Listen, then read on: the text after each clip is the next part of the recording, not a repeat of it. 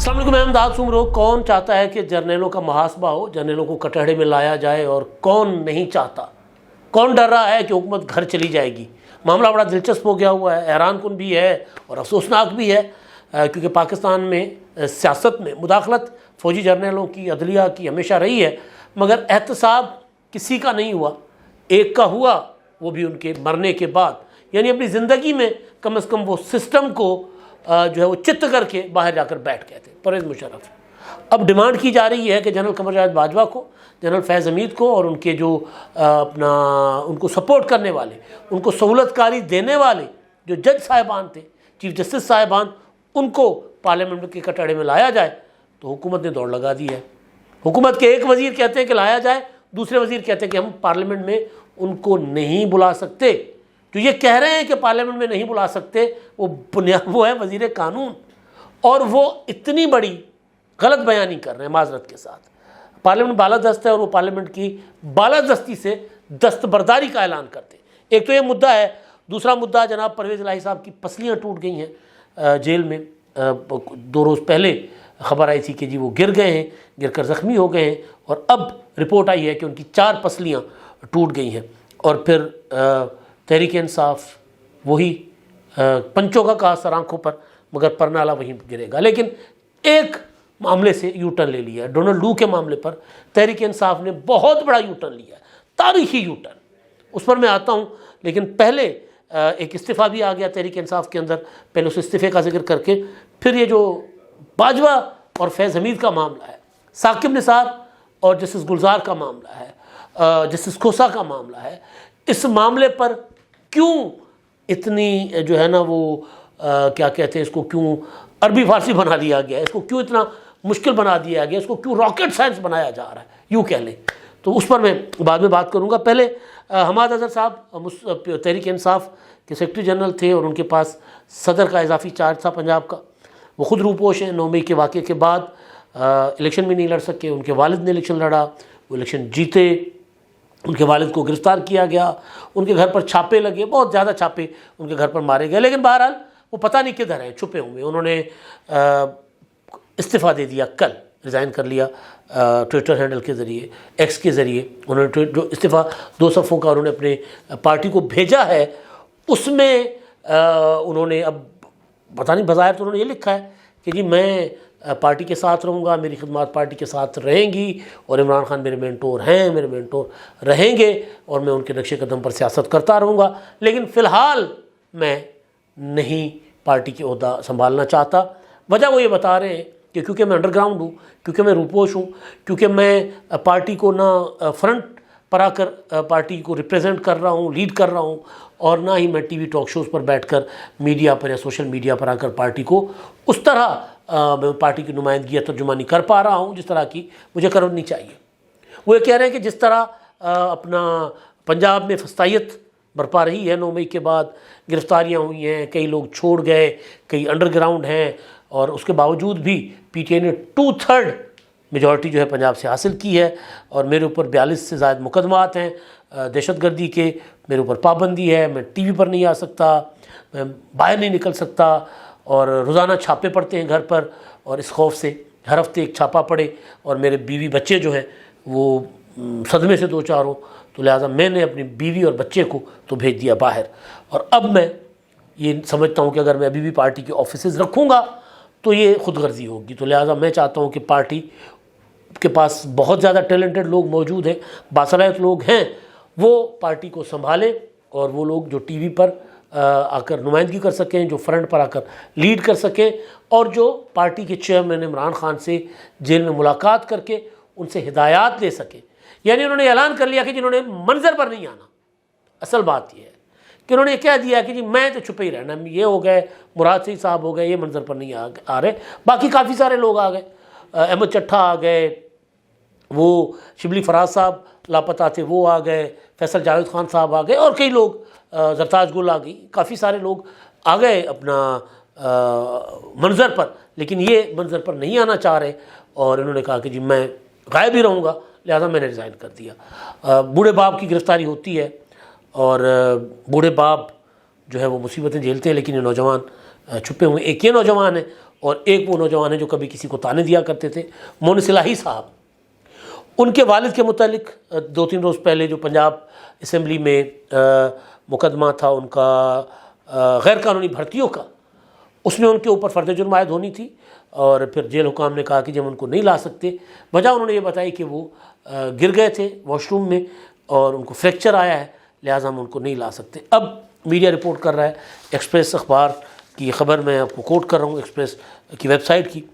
उन्होंने कहा है कि जी परवेज़ इलाही की जो गिरने की रिपोर्ट थी, मेडिकल रिपोर्ट, वो जारी कर दी गई है जेल हुकाम की जानिब से, और उसमें कहा गया कि वॉशरूम में गिरने से परवेज़ इलाही की 4 पसलियाँ टूट गई हैं और एक्सरे लिए गए हैं जिनमें पसलियों में फ्रैक्चर सामने आया।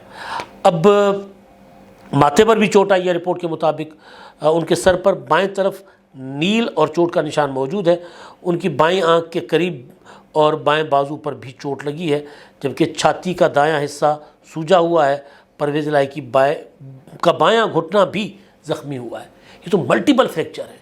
गिरने से कोई बंदा इतना ज़ख्मी हो सकता है, ये मेरे लिए हैरान कुन बात है। ये गिरे हैं या उनको टॉर्चर किया गया, मतलब अपना सर पे चोट भी लगी है, पाँव में भी जो है वो सूजन है, घुटना भी ज़ख्मी हुआ है, 4 पसलियाँ भी टूटी हुई हैं। या हो सकता है कोई बहुत बुरे तरीके से गिरे हो। बुज़ुर्ग हैं, 75 साल के हैं, बेटे वहाँ पर बाहर स्पेन वगैरह में अक्सर आप देखते होंगे तस्वीर शेयर करते हैं। मोहन इलाही साहब कॉफ़ी का कप पकड़ कर जा रहे होते, खूबसूरत मौसम को एंजॉय कर रहे होते। मतलब मुझे हैरत होती है भाई, ठीक है, आपने सियासत को अगर चुनना है ना तो पाकिस्तान में और इंडिया में इस तरह की सियासत होती है। आपने इक़्तिदार में होना होता है या जेल में होना होता है, आपने मुसीबत में होना होता है। तो ये क्या है कि जब आप इक़्तिदार में हैं तो पाकिस्तान में, इक़्तिदार में नहीं है तो आप बाहर हैं। यही ताने आप नवाज शरीफ को दे रहे थे, यही आप कर रहे हैं, यही इमरान खान साहब के बच्चे कर रहे हैं। लेकिन उनको खैर वो सियासत नहीं करते। इमरान खान साहब के बच्चे, इवन नवाज शरीफ साहब के साहबजादे दोनों सियासत से दूर हैं, लेकिन आप तो सियासत कर रहे हैं दोनों हमाद अज़हर भी और मोहन इलाही भी। आए यार, क्या हो जाता है। 1-1.5 साल आसिफ जरदारी ने उस उम्र में भी जेल काटी है। आपके वालिद उस उम्र में जेल काट रहे हैं, परवेज़ इलाही साहब ज़ख्मी है। मतलब बेटा बाहर बैठा हुआ है और पता नहीं, बहरहाल मुझे समझ नहीं आ रहा कि इनको कितना एक बड़ा ख़तरा है, या तो कोई बहुत ज़्यादा बड़ा ख़तरा होगा। तो बहरहाल अच्छा जी, दूसरा अब जो इम्पॉर्टेंट चीज़ है, अहम चीज़ है, वो ये है कि मुस्लिम लीग नून हमेशा और हर पॉलिटिकल पार्टी के अंदर होता है, ये सिर्फ मुस्लिम लीग नून नहीं, लेकिन अभी क्योंकि मुस्लिम लीग नून का जिक्र हो रहा है तो पीपल्स पार्टी में भी ये समझा जाता है कि बिलावल भुट्टो जरदारी साहब जो हैं वो ज़रा सख्तगीर मौक़िफ़ रखते हैं इस्टेब्लिशमेंट के मुतालिक, और आसिफ जरदारी साहब जो हैं वो इस्टेब्लिशमेंट को राज़ी करने के लिए ज़रा नरम मौक़िफ़ रखते हैं, यानी गुड कॉप बैड कॉप।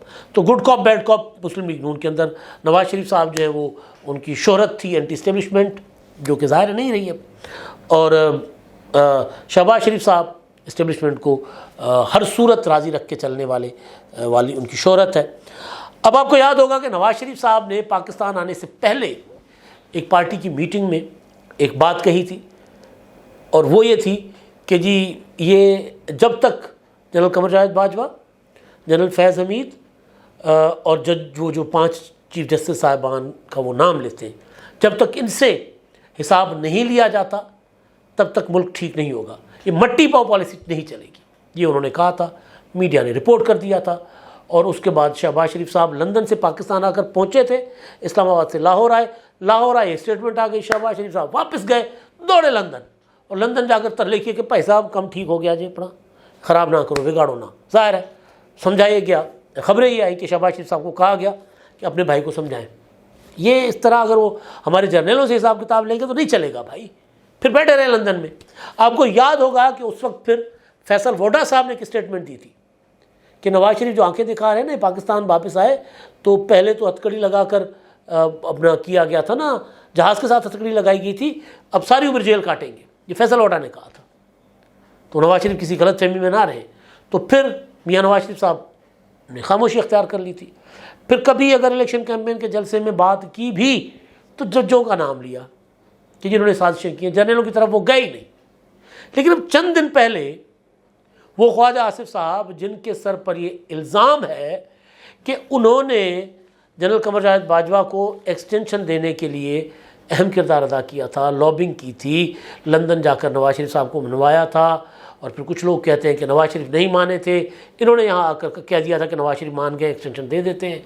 और मुस्लिम लीग नून ने अनकंडीशनल एक्सटेंशन का जो कानूनी बिल था सुप्रीम कोर्ट के ऑर्डर पर पार्लियामेंट में आना, उसको अनकंडीशनली सपोर्ट कर दिया था। पीपल्स पार्टी ने एक तरमीम जब वो करवाई थी और फिर आखिरी वक्त में पीपल्स पार्टी ने कहा कि जब नून लीग जो हमसे बड़ी जमात है, अपोजिशन की स्लॉट जिनके पास है, अगर वो इस बिल को सपोर्ट कर रही है तो हम अब क्या करें। उन्होंने भी वापस ले ली, उनको भी जवाब मिल गया।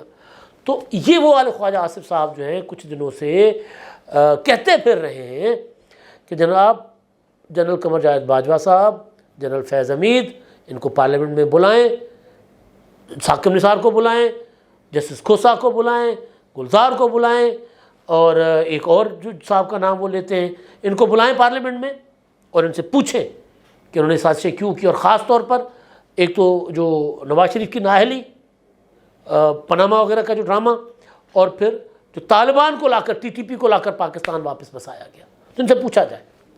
और इनको हम पार्लियामेंट में, कहते हैं मैं करारदाद पेश करूंगा कि हम पार्लियामेंट में इनको बुलाएं।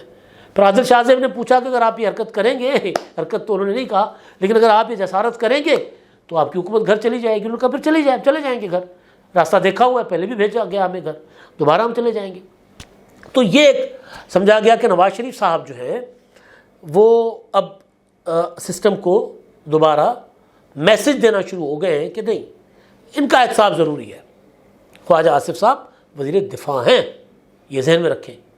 बेशक वज़ीर दिफा जिसको कहते हैं ना स्टैम्प, रबड़ स्टैम्प हो कि फैसले आर्मी चीफ करता है और वज़ीर दिफा के पास फाइल आती है, वज़ीर दिफा टप्पा मार देता है। यही होता है पाकिस्तान में। सबसे तगड़ी वजारत सबसे कमज़ोर वजारत है पाकिस्तान में, कि उसके सेक्रेटरी भी उसकी मर्ज़ी का नहीं होता। ख़जाना में, दाखिला में, दीगर वजारतों में तो कुछ ना कुछ बंदा हाथ पाँव मार के कुछ कर लेता है। वजारत दिफा का मतलब है कि सीधा शेर के मुंह में, जो शेर कहेगा आपने वही करना है। लेकिन ख्वाजा आसिफ अगर ये बात करें तो फिर या तो जनरल आसिम मुनीर साहब भी चाहते हैं कि भाई एहतसाब होना चाहिए। ये नहीं हो सकता कि, क्योंकि उनकी शोहरत तो यही है, वो चाहते हैं कि भाई सिस्टम को ज़रा बेहतर तरीके से चलना चाहिए, सियासी मुदाखलतें ख़त्म होनी चाहिए, आइन में मुदाखलतें ख़त्म होनी चाहिए। तो या तो उनकी तरफ से पैगाम है। लेकिन अब कन्फ्यूजन यहाँ पे हो गई कि कानून को मुझसे, आपसे, करोड़ों पाकिस्तानियों से ज़्यादा बेहतर समझने वाले आज़म नज़ीर तारड़ साहब जो वज़ीर कानून हैं, उन्होंने अपना जियो न्यूज़ के प्रोग्राम में आदिल शाहजेब खानज़ादा का कैपिटल टॉक में उन्होंने कहा कि जी नहीं, ये हम नहीं बुला सकते इनको। क्यों नहीं बुला सकते पार्लियामेंट में? क्योंकि कहते हैं वो पार्लियामेंट के रुकन नहीं है। पार्लियामेंट में जो नुमाइंदे होते हैं, पार्लियामेंट के अरकान होते हैं, वो तो आ सकते हैं, काबीना के अरकान। लेकिन पार्लियामेंट किसी जो है ना वो अजनबी को, जो पार्लियामेंट का रुकन ना हो, स्ट्रेंजर, उसको नहीं बुला सकती। अब ये इतने तो आज़म नज़ीर तारड़ कानून से नावाकिफ़ नहीं होंगे। पार्लियामेंट वो इदारा है जो जिसको जिस वक्त मर्जी चाहे बुला सकती है, जिस वक्त चाहे। वो कह रहे हैं हम कमेटी में बुला सकते हैं, पार्लियामेंट में नहीं। भाई पार्लियामेंट के फ्लोर पर बुला सकते हैं आप। अगर खुली पार्लियामेंट में नहीं बुला सकते तो आपके पास कौमी सलामती कमेटी है। कौमी सलामती कमेटी में हाजिर सर्विस जनरलों ने आके जवाब दिए हैं आपको 2008 से 2013 की हुकूमत में। इवन PDM की पिछली हुकूमत में भी जो इमरान खान की ये तालिबान को वापस लाने की पॉलिसी थी, उस पर भी उन्होंने आकर ब्रीफिंग दी थी जनरलों ने। तो ये कैसे हो सकता है कि पार्लियामेंट जनरलों को ना बुला सके? मतलब रिटायर्ड जनरलों के ऊपर सदके, मतलब रिटायर्ड जनरलों के ऊपर आप पार्लियामेंट की बालादस्ती जो है उसको कंप्रोमाइज़ कर रहे हैं। और आप कह रहे हैं, आप ये कहें कि यार ठीक है, हम तनाव नहीं चाहते, हम नहीं चाहते कि गड़े मुर्दे उखाड़े, इसलिए हम नहीं बुलाना चाहते, ये कह दें ना। ये आप कैसे कह सकते हैं कि पार्लियामेंट किसी को नहीं बुला सकती? बुला सकती है पार्लियामेंट। पार्लियामेंट तो सुप्रीम कोर्ट के चीफ जस्टिस को भी बुला सकती है जब अपनी पे आए। तो ये कैसे हो सकता है? मदर ऑफ ऑल इंस्टीट्यूशंस है पार्लियामेंट, और दुनिया जहान की पार्लियामेंटों का यही काम होता है। मतलब वज़ीर कानून साहब पता नहीं क्या कह रहे हैं। अच्छा, अब ख्वाजा आसिफ साहब जो हैं वो ये कह रहे हैं कि जी मुझे धमकियां मिल रही हैं इस स्टेटमेंट के बाद। शाहजेब खानज़ादा के प्रोग्राम में उन्होंने कहा कि जी वो उससे पहले वो कहते हैं कि जी वो हमें बुलाया जाता था और अपना फ़ौजी मैसेज में बैठ के हमें कहा जाता था बाजवा के दौर में, ये कानून बनाए, ये कानून बनाए। मतलब कमाल है वैसे ये और अजीब व गरीब तरीके से मुल्क चलता रहा है।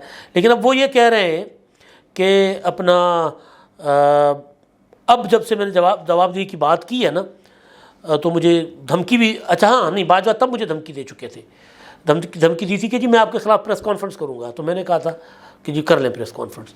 तो ये जो लोग इस तरह इस हद तक जाते हों, वो उनके लिए बिछे जा रहे हैं जी हमारे वज़ीर कानून। अब वो वज़ीर कानून ज़ाहिर शहबाज शरीफ साहब की नुमाइंदगी कर रहे होंगे, और हो सकता है ख्वाजा आसिफ साहब इस वक्त नवाज शरीफ साहब की नुमाइंदगी कर रहे हों। बैरिस्टर गौहर, आखिरी बात, बैरिस्टर गौहर साहब ने कहा है कि जी डोनाल्ड लू झूठ बोल रहे हैं, डोनाल्ड लू को किसी और फोरम पर बुलाकर उनसे दोबारा इन्वेस्टिगेशन किया जाए। लेकिन उनसे सवाल हुआ कि जी वो आप लोगों ने भी तो कहा था ना, अलीमा खान ने कहा था कि इमरान खान ने कहा है कि जी अमेरिका जाकर डोनाल्ड लू के ऊपर मुकदमा करें। तो उन्होंने कहा नहीं नहीं नहीं नहीं, वो हमारी पार्टी का फैसला नहीं है डोनाल्ड लू के ऊपर मुकदमा करने का, वो फैसला अलीमा खान का और इमरान खान का ख़ानदानी मामला है। वो ये कह रहे हैं बैरिस्टर गौहर कि इमरान खान और अलीमा खान का ख़ानदानी मामला है, इसमें पार्टी का ये मौक़िफ़ नहीं है। तो भाई खड़े हो जाओ ना अपने पैरों पर, ज़रा हिम्मत करो, हौसला करो, जाओ अमेरिका जाकर मुकदमा करो डोनाल्ड लू पर। यहाँ किलकिल मचाई हुई आप लोगों ने यार। डोनाल्ड लू को वहाँ पर जो आपके लॉबिंग के ऊपर जरा होती है, सवालात होते हैं, आपके लोग वहाँ बैठे हैं, वहाँ वो साबित नहीं कर सके कि कोई साजिश थी। यहाँ आप कह रहे हैं कि जी नहीं डोनाल्ड लू झूठ बोल रहा है, और फिर आपसे सवाल होता है कि जी आपने मुकदमा करने का ऐलान किया था, आपके चेयरमैन की बहन ने कहा था कि जी पार्टी के चेयरमैन ने कहा है, तो आप कहते हैं नहीं उनका ख़ानदानी मामला है। ख़ानदानी मामला नहीं, ये मुल्क का मामला है भाई, एक तरफ हो जाओ। या तो आपको लगता है कि साजिश हुई है तो जाएं अमेरिका जाकर हौसला करें, मुकदमा करें, तो लग पता जाए आपको कि वहाँ पर सारी जायदादें ना बिक गई आपकी, मुकदमात लड़ते हुए भी और जुर्माने भरते हुए भी, पूरी की पूरी पीटीआई की। अब तक के लिए इतना ही, अल्लाह हाफ़िज़।